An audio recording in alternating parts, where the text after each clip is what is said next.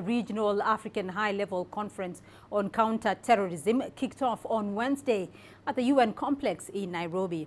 The meeting is seeking new ways to combat violent extremism and terror attacks. UN Secretary General Antonio Gutteres urged delegates to look at new ways of sustainable financing of programs to combat radicalization.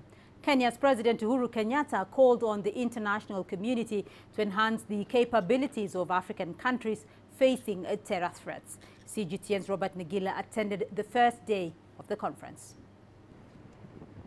From the Sahel region, where Burkina Faso, Chad, Mali, Niger and Mauritania are coordinating a security response to a jihadist threat, to West Africa, where Nigeria and Cameroon are battling the Islamic State-affiliated group Boko Haram, to East Africa, where Al-Shabaab continues to pose a significant threat, there appears to be no end in sight to the terror threats facing the continent. Now, a two-day counter-terrorism conference in Nairobi, hosted by the UN, aims to reverse the trend.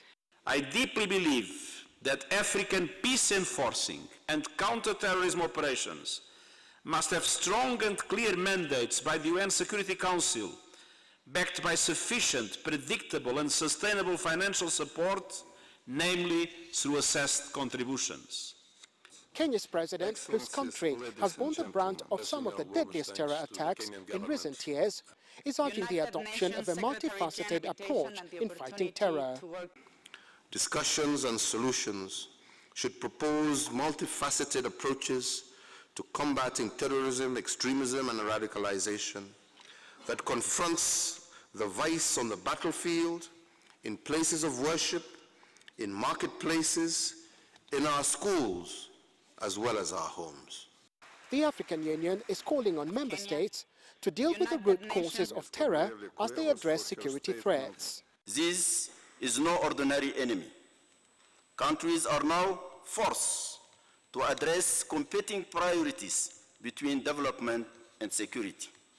Translating this perception of fear into collective punishment of African youth through discriminatory policies is not the solution, and can even add to their grievances and further radicalize disaffected youth. The next few hours will be crucial in formulating a new strategy on how Africa combats terrorism from its root causes to the threat it poses. Nagila, CGTN, Nairobi, Kenya.